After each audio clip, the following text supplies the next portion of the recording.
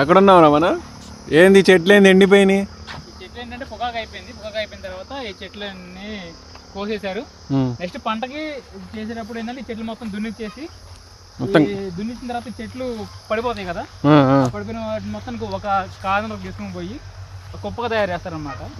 ఆ కుప్పగా తయారు చేసిన వాటిని ఏం చేస్తారంటే మళ్ళీ కాల్ చేసి వదిలేస్తాం. ఇంకా దాని తర్వాత ఈ భూమిని మళ్ళీ అంటే సార్లు వైపు అంటే లైన్లుగా చేసుకొని మళ్ళీ సీడ్స్ ప్లాంట్ చేస్తారు. సీడ్స్ ప్లాంట్ చేస్తే మళ్ళీ అక్కడ మళ్ళీ సారవంతం చేస్తావు అంతేనా? అక్కడ నుంచి కొత్త పంట వేస్తాం. ఇంకా కొత్త పంట వేస్తావా? కొత్త పంట వేసిన తర్వాత దాని ప్రొడక్షన్ కోసం మందులు కొట్టుకోవడం, పురుగు మందులని గడ్డి మందులని అవి ఉంటాయి కొట్టుకుంటూ బలం కావాలి కాబట్టి బలం మందు వేసుకుంటా ఉంటాం. ఇప్పుడు ఎంత ఉంటుంది ఈ భూమి అంతా? ఎంత ఉంది మంది? ఇది మొత్తం 25 ఎకరాలు. 25 ఎకరాలు. 25 ఎకరాలు అందా? 25 ఎకరాలు. దీంట్లో కొంతవరకు అటువైపు కొంచెం వాగు వచ్చి వాగు వల్ల కొంత ల్యాండ్ కట్ అయిపోయింది. ఆ గ్రౌండ్ పొజిషన్ లో ఒక 20 ఎకర్స్ ఉంటుంది. ఆ కాలువ కూడా ఇంకొక 2 ఎకర్స్ ఉంటుంది. మళ్ళీ కట్ అయిపోయినాక మళ్ళీ మనకు వస్తుందిగా. కట్ అయిపోయిందంటే ఇంకా అది అంటే వాటర్ వాడుకోవడానికి పనికి వస్తుంది అనమాట. 25 ఎకర్స్ లోనే ఈ బావులు ఆ చిన్న చెట్లు ఇంకా ఉన్నాయి. మరి ఏవి మళ్ళీ ఆ పచ్చగా ఉన్నాయి. ఇప్పుడు ఇక్కడ ఉన్నాయి. ఇవి అన్నీ ఏంటంటే ఇంకా కలుపు అంటారు కదా, మళ్ళీ బండి కలుపులోనే ఒక రకమైన కలుపు బెండలు పిచ్చి బెండలు అంటారు. కొన్ని ప్రాంతాల్లో బెండ ఇత్తనాలు ఎక్కువ ఉండటం వల్ల ఇది మొత్తం ఒక తోటలాగా ఫామ్ అయింది. ఇప్పుడు ఇంత మెత్తగా ఉంది వాన వల్ల. వాన పడటం వల్ల సాయిల్ అనేది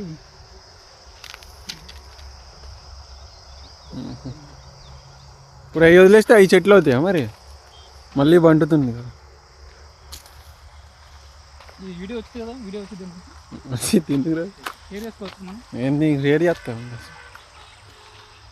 మనకి ఎంత వాటర్ కావాలంటే అంత వాటర్ ఉన్నాయి ఈ 25 ఎకర్స్కి.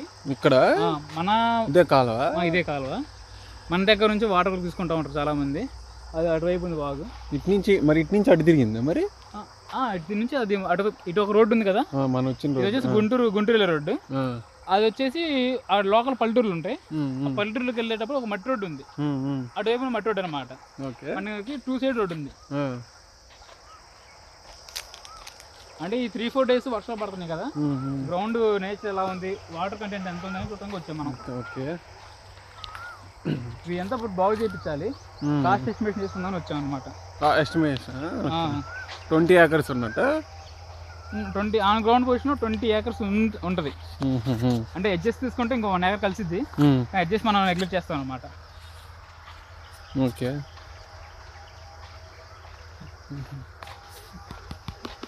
సో 2 బుల్లెట్ పాయింట్స్ ఏంటంటే ఎలా ఉంది, కాస్ట్ ఎస్టిమేషన్ ఎంత సాధారణ చేయించడానికి ఎంత అవుద్ది, ల్యాండ్ పరిస్థితి ఏంది, వానలు తగ్గినా చేస్తావా? లేదు వాన తగ్గుతున్నాయి కదా ఇప్పుడు చేయించాలి మనం.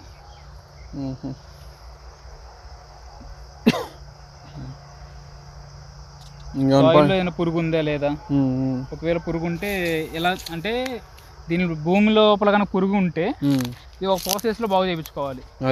పురుగు లేకుండా అంత బాగానే ఉంది అనిపిస్తే ఇంకో పద్ధతి. పురుగు ఉంటేనే కొంచెం కాస్ట్ ఎక్కువ అయింది బాగు చేయడానికి. అంటే 2 సార్లు దున్ని 2 సార్లు క్లీన్ చేసి భూమిని కూడా భూమి క్లీన్ చేయాలి. భూమి లోపల కూడా మందు కొట్టాల్సి ఉంటుంది, జస్ట్ పురుగు చంపడం కోసం. పురుగుని చంపడం. లేదంటే రోటావేటర్ ఉంటుంది, ఈ మొక్కల మొత్తాన్ని క్రష్ చేసేసి భూమిలో కలిపేసిద్ది అనమాట. ఓకే, అదే కలిపేసిద్ది. అది యూజ్ అయిద్దా మనకి? అది మనకి యూజ్ అయ్యిద్ది పురుగు లేకపోతే. దీనికి ఏదైనా డిసీజెస్ ఉండి పురుగులు ఉంటే అది నెక్స్ట్ ఫర్దర్ జనరేషన్ ఉంటుంది కదా, నెక్స్ట్ పంట, ఆ పంటకి ఎఫెక్ట్ అవుతుంది అనమాట. అలా ఎఫెక్ట్ అవ్వకుండా ఉండటం కోసం మనం 2 రోజులు దున్నిచ్చి పక్కన పెట్టేస్తాం మొత్తాన్ని. పురుగు ఫామ్ ఏముందే ఈ ప్రాసెస్ చేస్తే మనకి అడ్వాంటేజ్ అయింది కదా మరి. పురుగు ఈ పంటకి ఆల్రెడీ ఏదో డిసీజ్ వచ్చి ఉంటుంది, డెడ్ అయిపోయినాయి కదా, చచ్చిపోయిన దానికి ఏదో ఒకటి ఉంటుంది డిసీజ్. డెడ్ అవును, అదే నేను అంటుంది. డెడ్ అవ్వ ముందే మనకి ఇట్లా చెట్టు ఉన్నప్పుడు తెలిసిద్ది కదా. ఎండిపోవాల్సిందేనా? ఎండిపోయిన చెట్లు ఉండవు, భూమిలో ఉండొచ్చు కదా.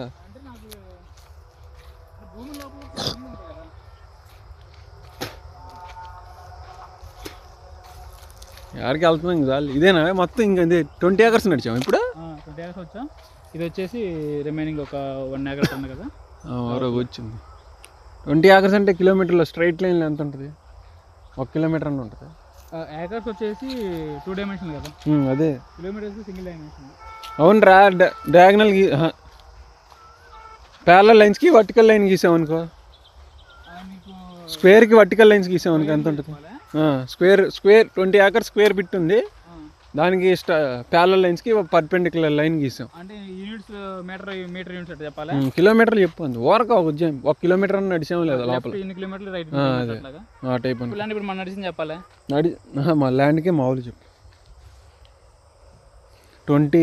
20 acres స్క్వేర్ బిట్ ఉన్నప్పుడు స్ట్రైట్గా నడిస్తే ఎంత దూరం నడిచినట్టు. ఇది మీటర్ స్క్వేర్స్ అనమాట. లెంత్ బ్రెడ్త్ చెప్పురా, లేకపోతే లెంత్ బ్రెడ్త్ చెప్పేసి అయిపోయింది. 2 ఒకటే కదా స్క్వేర్ అన్న, అప్పుడు లెంత్ చెప్పేసి ఏదైనా అదే ఇద్దిలే. 284 meters అంటే ఇటు ఒక ఫర్లాంగ్ ఇటు ఒక ఫర్లాంగ్, ఎబో ఫర్లాంగ్ అనుకోవచ్చు. ఇటు ఒక ఎబో ఫర్లాంగ్ ఇటు ఒక ఎబో ఫర్లాంగ్, స్ట్రైట్గా వచ్చేసాం మనం దారి ఉన్నట్టు. ఫర్లాంగ్ వచ్చుంటాం, ఫర్లాంగ్ వచ్చుంటాం స్ట్రైటే మనం ఇంకా వెనకపోదాంలే, మళ్ళీ అంత నడవాలి. 200 meters అని నడిచింది. 284 meters అంటే 300 meters నడిచాం. ఇలా మనం మ్యాక్స్ యూజ్ అయ్యి 1.5 furlong, యాక్చువల్ 1.5 furlong ఇలా మనకి మ్యాక్స్ యూజ్ అయ్యిద్ది. మీరు నీట్గా నేర్చుకోవాలా, వాళ్ళు చెప్పాలి కూడా లే, కానీ వాళ్ళు చెప్పాలి. మీరు నీట్ ఇప్పుడు ఎంత ల్యాండ్ అనేది వేస్ట్ చేస్తాం, ఎంత ల్యాండ్ దీనివల్ల రావడం వల్ల. అది ఇక్కడ ఆల్మోస్ట్ ఇటు చూస్తుంటేనే అక్కడ నుంచి ఇది చూస్తుంటే 25 cents ఉంటుంది. 25 cents? 25 cents ఆ గోపురం లోపలికి వేసుకో, జస్ట్ కనిపిస్తుంది. ఇంకా అదంతా ఉంది కదా, అదంతా వేస్ట్ అయిపోయినట్టే కదా ల్యాండ్ మనకి. అర్థమే కావట్లే.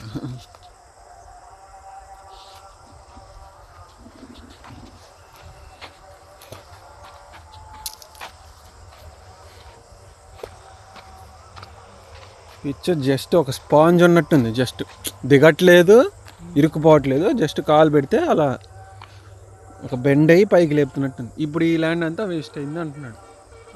25 cents అంతే, వేస్ట్ ల్యాండ్ కింద తీసుకోవచ్చు. అంత 25 cents ఉంటుంది. ఇది అటుందంట, నేను చెప్పింది అటు నుంచి, అక్కడి నుంచే చెప్పాను. ఇది మొత్తం ఇట్లా వెళ్తా ఉంటే చూడండి ఎంత విత్ ఉందో, ఎంత విత్ ఇట్లా కంటిన్యూ రోడ్డు దాకా ఉంది. రోడ్డే కనపడట్లేదు ఇప్పుడు, కంటిన్యూ ఇటు తిరిగి ఇట్లా వెళ్ళిద్ది. ఆడే రోడ్డు.